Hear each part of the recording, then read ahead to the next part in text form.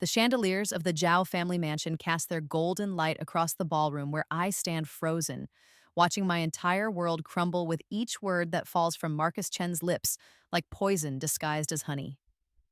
"I'm sorry, Elena," he says without meeting my eyes, his hand intertwined with my sister's delicate fingers. "But Lily is pregnant with my child. She's the one I truly love. You were just convenient while I built my career." The words hit me like physical blows, each syllable a dagger twisting deeper into my chest as I realized that this engagement party, this celebration I've been planning for months, this moment I thought would be the beginning of my happily ever after, is actually my public execution disguised as a social gathering. The room erupts in whispers that sound like hissing snakes, and I can feel the eyes of Shanghai's elite society boring into me, their gazes filled with pity and barely concealed satisfaction at seeing the proud Elena Zhao brought low. My adoptive father, Robert Zhao, steps forward with that practiced expression of regret he wears during difficult board meetings, his silver hair gleaming under the lights as he delivers the final blow. "Elena, dear, you must understand that Lily is our real daughter, our blood, and family comes first. It always has and always will." The way he says real daughter makes it clear exactly what I am: a fake, a placeholder, a temporary inconvenience that has outlived its usefulness. My adoptive mother, Patricia Zhao, nods tearfully beside him, her perfectly applied makeup somehow still intact despite the crocodile tears streaming down her cheeks, and her voice trembles with fake emotion as she delivers her rehearsed lines. "We found Lily last year, our biological daughter, who was switched at birth. And while you've been wonderful, Elena, truly wonderful, now our real family is complete, and we must do what's best for our bloodline." The way she emphasizes real family tells me everything I need to know about where I stand in this carefully orchestrated betrayal. And I realize with growing horror that every moment of the past year has been leading to this. Every small cruelty and exclusion has been building toward this ultimate humiliation. Through the haze of shock and devastation, the memories come flooding back like a dam bursting, showing me all the signs I was too blind with love and loyalty to see. The replacement process had been so gradual, so carefully planned, that I didn't notice until it was too late.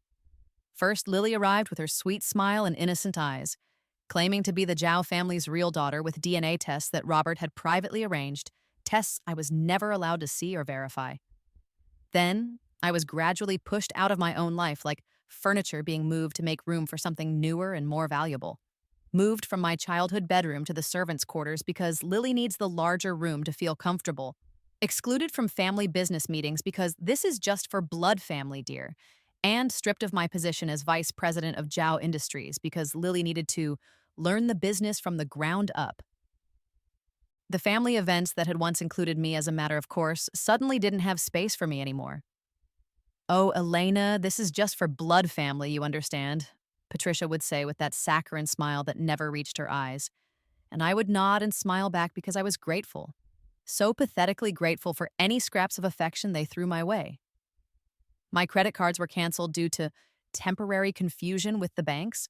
My access to family accounts was frozen until we sort out the inheritance properly. And I was eventually fired from my own family's company because Lily needs to establish her authority without any confusion about hierarchy. But Marcus's manipulation had been the cruelest cut of all, the way he had pursued me initially with such passion and devotion, making me believe that someone finally loved me for who I was, rather than what I could provide. He had used my love like a weapon against me, making me help him secure contracts and provide insider information about Zhao Industries, while secretly planning to betray me all along. When Lily appeared, he had smoothly transferred his attention to her while keeping me as his backup plan, his safety net, his convenient fool who would do anything for a kind word and a gentle touch. Standing in this ballroom surrounded by the wreckage of my life, I remember all the subtle signs of Patricia's cruelty that I had dismissed as tough love. The way she always compared me unfavorably to other girls, saying things like, "If only you were more like the Morrison girl, so elegant and refined." Or, "You're so lucky we took you in, considering your background, not everyone would have been so generous." Her backhanded compliments had been constant. "You're pretty enough, I suppose, though not in the classical way." And, "You're quite intelligent for someone from your circumstances." When I tried to assert myself or express hurt feelings, she would deploy her emotional manipulation with surgical precision. After everything we've done for you, Elena, after all the love and opportunities we've given you, this is how you repay us. Robert's cold calculation had been wrapped in the language of business efficiency, but looking back, I can see how he never showed genuine affection. Only business-like approval when I performed well in school or at company functions. He constantly reminded me of my debt to the family, making me sign papers I didn't understand with explanations like, just family business, don't worry your pretty head about it. And now I realize those papers were probably transferring my rights to everything I thought was mine.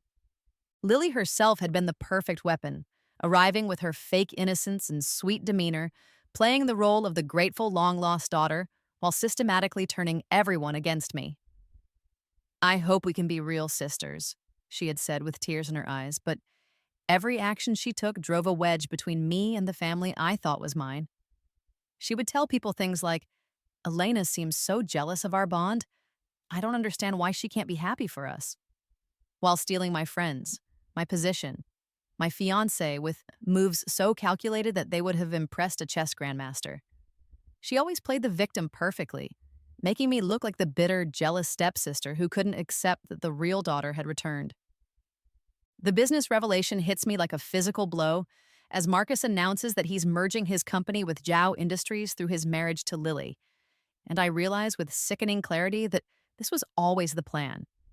I was used to provide inside information, access to family secrets, and a stepping stone to the Zhao fortune, then discarded when I was no longer useful.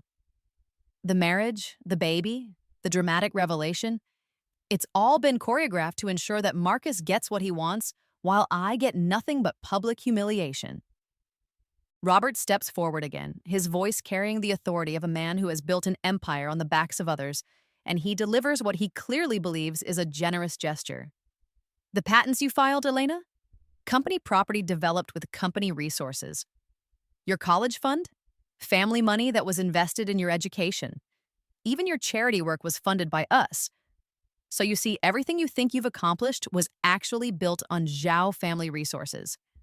The way he says it makes it clear that he believes he's being magnanimous by pointing out that I own nothing, am nothing, have nothing that wasn't given to me by their generosity. Patricia steps forward with an envelope, her smile as sharp as broken glass, and her voice drips with false kindness as she delivers the final humiliation. Here's a severance package, Elena. We've been generous. $50,000 should be enough to start over somewhere else. Somewhere far away where you can build a life that doesn't remind everyone of this unfortunate situation. The amount is insulting, a fraction of what I've contributed to the family business, but it's delivered like a king bestowing a great favor on a lowly peasant. Lily steps forward with her crocodile tears, her voice trembling with practiced emotion as she delivers her final performance. Elena, I hope someday you can forgive me. I never wanted to hurt you, but love is love, and I couldn't help falling for Marcus any more than he could help falling for me. I hope you understand that this isn't about choosing between us. It's about choosing what's real over what's convenient.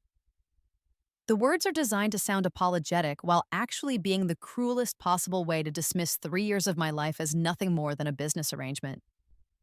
I walk out of that ballroom with nothing but the clothes on my back and $50,000 that feels like 30 pieces of silver.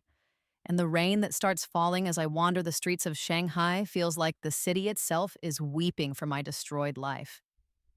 The irony isn't lost on me that I'm homeless in the city where my family owns multiple properties, penniless despite having helped to build a business empire, and completely alone despite having spent 21 years as part of a family that I thought loved me. The car that hits me comes out of nowhere, or maybe I'm too devastated to pay attention to my surroundings. But as I'm lying on the wet pavement feeling my life ebbing away, I hear Marcus's voice on his phone. Problem solved, the only witness to our original plan is gone, and now there's nothing to connect us to the industrial espionage or the forged documents. His voice is calm, businesslike, discussing my death like it's just another item to cross off his to-do list, and I realize that even my death was planned, orchestrated, just another move in their elaborate game.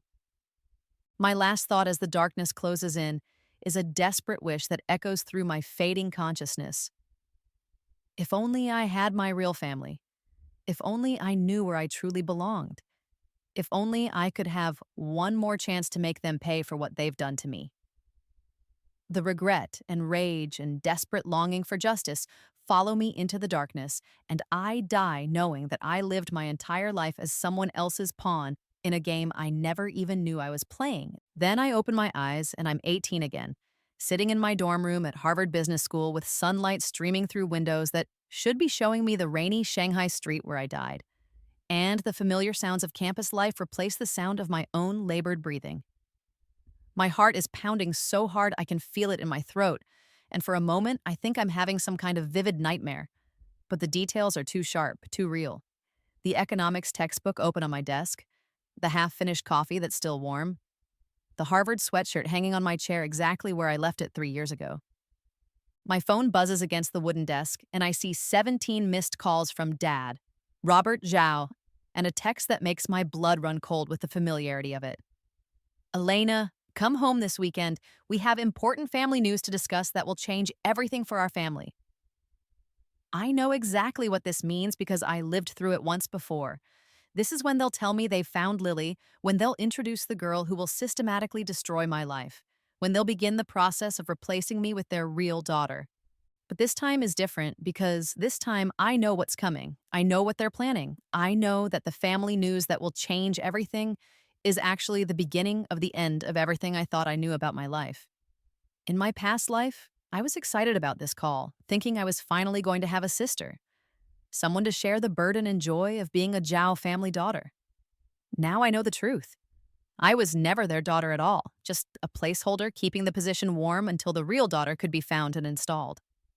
Listen, I look at my reflection in the mirror above my desk and see the signs I was too blind to notice before. I look nothing like the Zhao family. Nothing like Robert with his sharp angles and cold eyes. Nothing like Patricia with her delicate features and calculating smile. My dark hair has auburn highlights that catch the light. My eyes are green rather than brown, and my bone structure is completely different from theirs. How did I never notice that I was a cuckoo in their nest, a stranger wearing their name without having any right to it? The birth certificate I find hidden in my personal papers tells a story I never bothered to investigate. Baby girl, mother, unknown, father, unknown, attending physician, Dr. Sarah Morrison. The name Morrison rings a bell in my memory. Something about a family that Patricia used to work for. Something about a tragedy that she never wanted to discuss. In my previous life, I had assumed the unknown parents were probably poor, probably unable to care for me, probably grateful that the wealthy Zhao family had given me opportunities they never could have provided. Using the resources available to me at Harvard Business School, I start investigating the inconsistencies in the story I've been told my entire life, and what I discover makes my hands shake with rage and recognition. Dr. Sarah Morrison, the physician who delivered me, has been trying to contact the Zhao family for years, trying to get information about what happened to the baby she delivered 18 years ago. Her calls were always intercepted by Patricia, who told her that the adoption was handled privately and that the family preferred not to maintain contact with the birth family. The hospital records I managed to access through a combination of charm and strategic name-dropping show that I was born at Shanghai International Hospital, one of the most expensive private medical facilities in the city, not the public hospital where Lily claimed we were switched. The records also show that there was no other baby born that day who could have been switched with me, no other family named Zhao who had a baby, no administrative confusion that could have led to the mix-up they described. But the most shocking discovery comes when I dig deeper into the Morrison name and realize that Dr. Sarah Morrison isn't just the physician who delivered me. She's part of the Morrison family, one of the oldest and most prestigious British Chinese families in Asia, a family that has been searching for a missing daughter for 18 years. The Morrison family, I discover, owns Morrison International Tea Company, a multi-billion-dollar empire that spans 3 continents and has been built over 6 generations of careful expansion and strategic marriages. When I finally work up the courage to call Dr. Morrison, her voice breaks when she hears my name. Elena, is it really you? My dear child, we've been searching for you your entire life. We never gave up hope that we would find you someday. Her words hit me like a physical blow because they're filled with the genuine love and desperate relief that I never heard in Patricia's voice. The authentic emotion that I spent 21 years craving from people who were incapable of feeling it. The truth she tells me is so devastating that I have to sit down on my dorm room floor. I am the lost daughter of Edmund and Catherine Morrison, aristocrats who died in a car accident when I was 1 year old, leaving me in the care of my grandfather, Lord Edmund Morrison, and my uncle James Morrison. I was kidnapped from the Morrison estate by Patricia Zhao, who was working as a nanny for the family and had access to all their financial information, their business secrets, and their precious granddaughter. Patricia had been planning the kidnapping for months, gathering intelligence about the Morrison family's business operations and building a new identity for herself and her husband Robert, who was nothing more than a mid-level manager before they disappeared with me and used the stolen information to build what became Zhao Industries. The adoption papers they showed me throughout my childhood were forgeries, created to legitimize their theft of not just me, but also the Morrison family secrets that they used to build their empire. Your grandfather has maintained your trust fund and inheritance for 18 years, Dr. Morrison tells me through tears. It's worth $500 million now. And that's not including your stake in the family business or the properties that are being held in trust for you. The Morrison family has never stopped looking for you, never stopped hoping that you would come home to us someday. The revelation hits me like a tidal wave. Not only was I never the Zhao family's daughter, but I am actually the heir to a fortune that makes the Zhao wealth look like pocket change. I'm not the grateful orphan who should be thankful for whatever scraps they threw my way. I'm the kidnapped heiress whose stolen legacy was used to build the very empire that they're now using to betray and humiliate me. But more than the money, more than the status, more than the vindication of knowing that I'm not crazy for never feeling like I belonged in the Zhao family, there's the overwhelming realization that I have a real family who has been searching for me, loving me, waiting for me to come home. Lord Edmund Morrison, my grandfather, has been keeping my parents' room exactly as they left it, maintaining the nursery they prepared for me, and holding on to the hope that someday his granddaughter would return to claim her birthright.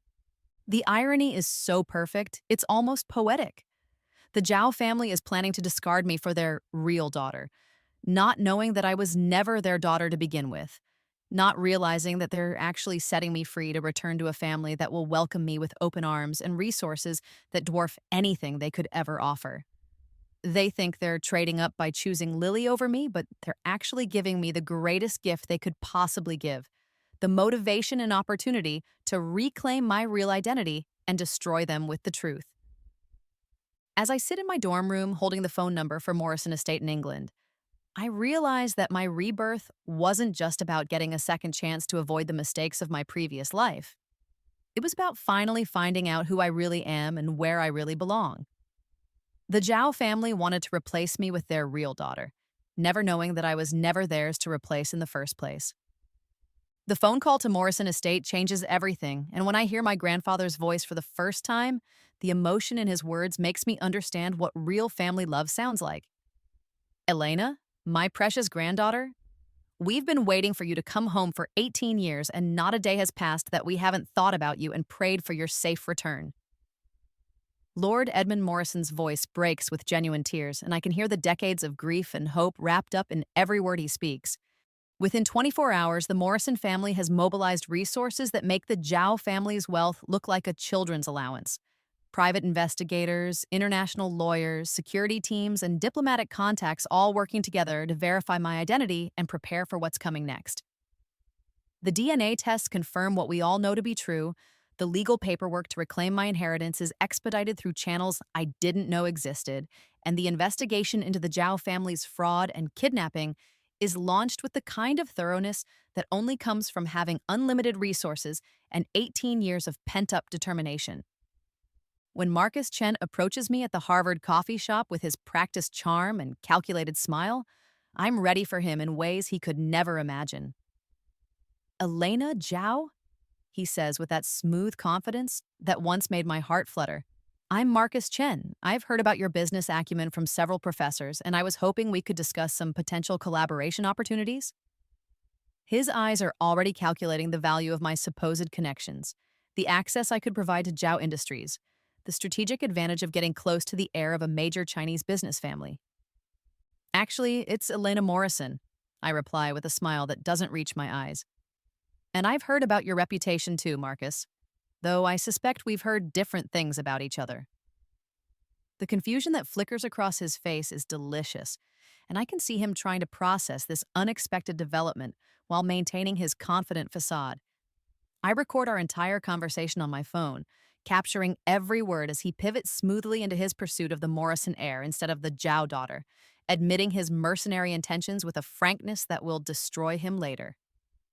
I'm particularly interested in how you identify and target potential romantic partners based on their family wealth and business connections, I say with mock academic interest. It seems like such a calculated approach to personal relationships. His response is everything I need to destroy him. Well, you have to be strategic about these things, Elena. Love is a luxury that people like us can't afford. Marriage is a business partnership, and I always make sure my partners bring substantial value to the table. The recording of this conversation gets sent immediately to my Morrison family security team, who begin the process of destroying Marcus Chen's reputation and career prospects with the kind of systematic thoroughness that only comes from having professional resources and unlimited motivation. His scholarship gets revoked due to irregularities in his application. His internship opportunities disappear as companies receive anonymous tips about his character, and his academic reputation crumbles as professors receive documentation of his manipulative behavior toward female students.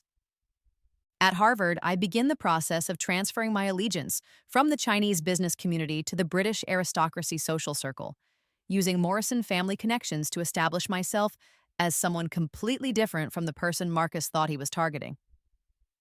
The transformation is remarkable.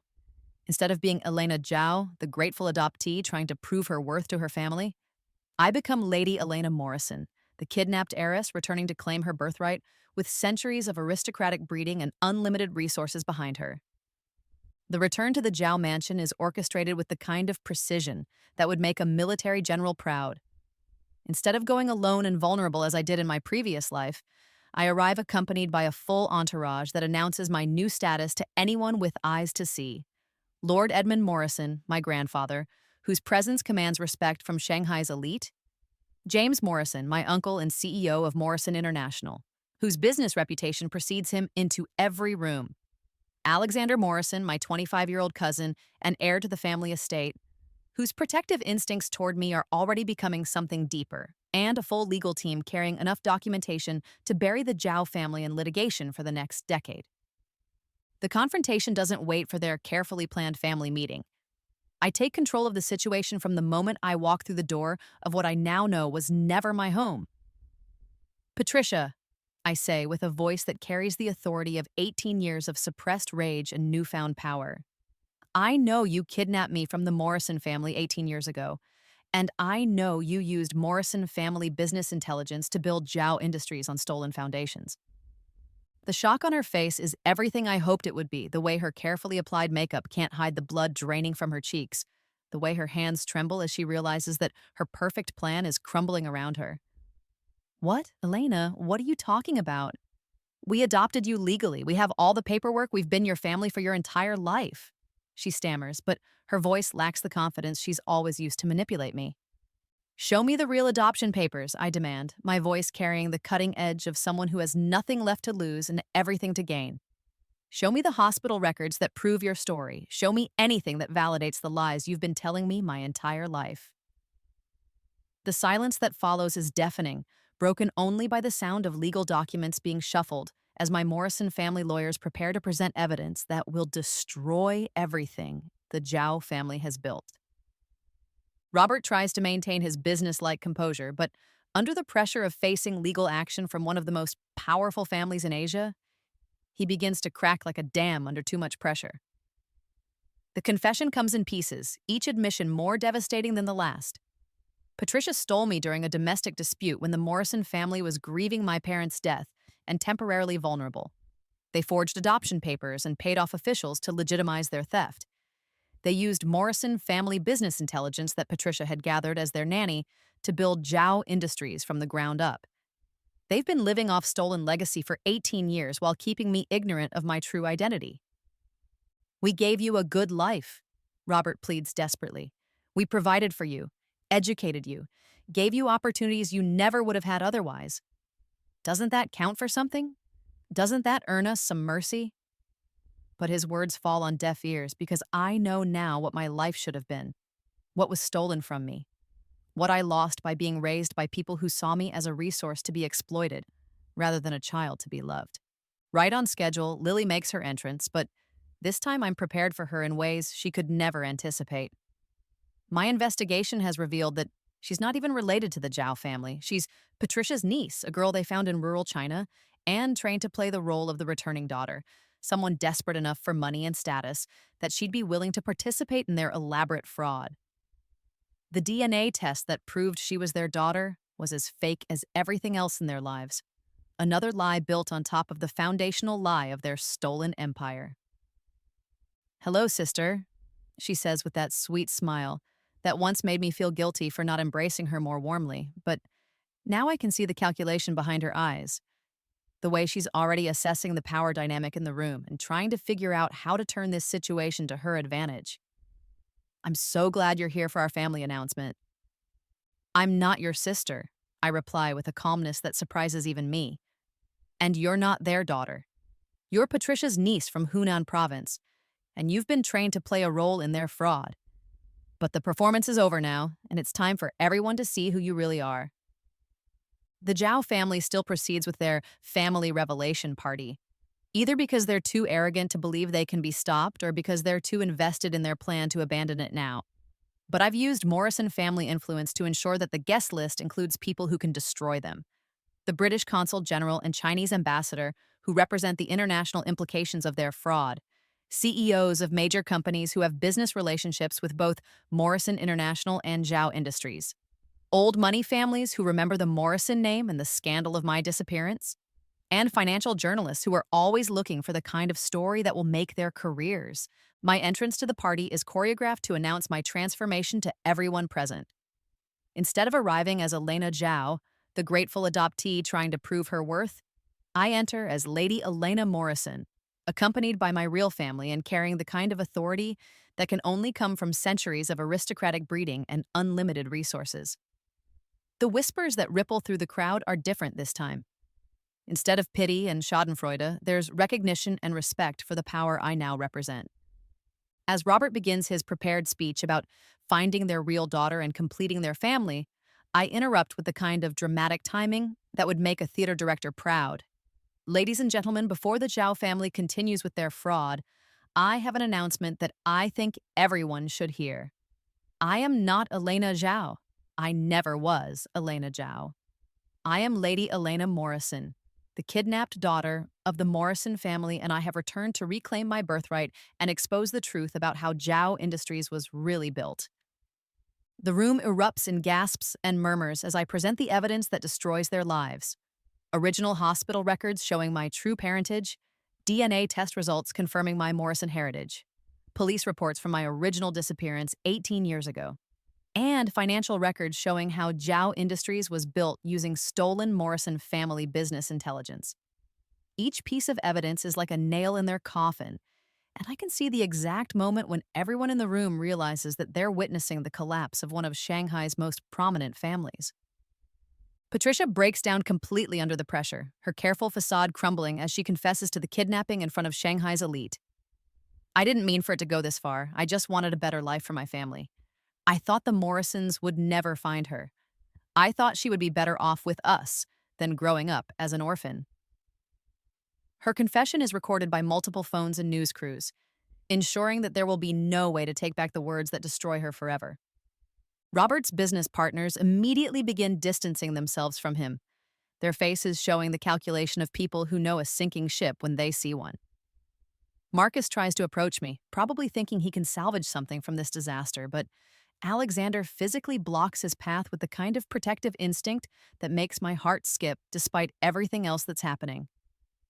"I don't think Lady Morrison wants to speak with you," Alexander says with aristocratic politeness that doesn't hide the threat underneath. Lily's revelation as a fraud comes when her DNA test results are read publicly, showing no genetic connection to anyone in the Zhao family. The girl who arrived with such fanfare as the returning daughter is exposed as nothing more than a paid actress in Patricia's elaborate scheme. And the look of betrayal on her face shows that she's as much a victim of Patricia's manipulation as I was, just in a different way. The recording I made of Marcus admitting his mercenary approach to relationships plays over the sound system, his voice carrying clearly through the shocked silence. You have to be strategic about these things. Love is a luxury that people like us can't afford. Marriage is a business partnership, and I always make sure my partners bring substantial value to the table. The words destroy his reputation instantly, and I can see his carefully constructed facade crumbling as everyone realizes exactly what kind of person he really is. The police arrive to arrest Patricia for kidnapping and fraud, the handcuffs clicking around her wrists with a finality that makes 18 years of pain feel like they're finally being acknowledged. Robert's business empire collapses within hours as partners withdraw their support and investigations begin into every aspect of Zhao Industries' operations. The patents and innovations I developed are reclaimed under Morrison family ownership, backed by legal resources that make resistance impossible. Marcus's downfall is swift and complete. His business contacts abandon him. His academic reputation is destroyed, and his future prospects evaporate as the recording of his mercenary confession spreads through social media and business networks. The man who thought he could manipulate his way to wealth and status discovers that reputation is everything in high society, and once it's gone, it's impossible to recover. Within months, everything the Zhao family built on stolen foundations crumbles to dust. And the people who destroyed my previous life find themselves facing the same kind of hopeless poverty and social exile that they inflicted on me. The justice is poetic and complete, and for the first time in 2 lifetimes, I feel like the universe has balanced the scales. The healing process begins with Alexander Morrison, my cousin who became my protector and gradually becomes something much more precious. Throughout the ordeal of destroying the Zhao family and reclaiming my identity, he never pushed romantic feelings while I was vulnerable, never took advantage of my emotional state, never made me feel like I owed him anything for his support. Instead, he showed me what real love looks like: patient, protective, selfless, and completely without agenda or manipulation. When I finally work up the courage to kiss him after the public vindication, after the justice has been served and the truth has been revealed, he holds me like I'm something precious that he's afraid of breaking. I've loved you since the day grandfather showed me your baby pictures and said, "Someday we'll find her," he admits with tears in his eyes. But I never wanted to complicate your healing process with my feelings. I wanted you to choose me because you wanted to, not because you felt grateful or obligated. The courtship that follows is everything my relationship with Marcus should have been but never was, built on genuine affection rather than calculation, focused on my happiness rather than what I can provide, patient with my healing process rather than demanding immediate rewards. Alexander shows me the Morrison estate in England where I would have grown up, the sprawling gardens and ancient halls that should have been my childhood playground, the family portraits that include my parents and show me where I get my green eyes and auburn hair. He introduces me to my real heritage with the kind of reverence that makes me understand how precious it is: art collections that have been gathered over centuries, family traditions that connect me to generations of ancestors, a global business empire that I will help lead into the future. We travel together as I take my place in international society, attending galas and charity events, where I'm introduced not as someone's grateful adoptee, but as Lady Elena Morrison, heir to one of the most respected families in the world. The proposal comes at the site where my parents are buried, a peaceful garden on the Morrison estate where their headstone reads, "Edmund and Catherine Morrison, beloved son and daughter-in-law, devoted parents." Alexander kneels beside their grave with my grandfather's blessing, offering me a ring that belonged to my grandmother and asking me to be his wife, his partner, his equal in every way that matters. My grandfather, Lord Edmund Morrison, creates a special position for me as Director of Asian Operations for Morrison International, recognizing that my education and experience make me uniquely qualified to expand the family business into new markets. The work is challenging and fulfilling in ways that my position at Zhao Industries never was, because it's based on my actual abilities rather than my willingness to be manipulated and exploited. I discover talents I never knew I had: a gift for languages that helps me communicate with business partners across Asia, cultural diplomacy skills that bridge the gap between Eastern and Western business practices, and an artistic appreciation that guides my philanthropic work. The family traditions feel natural in ways that the Zhao family expectations never did. Afternoon tea becomes a cherished ritual.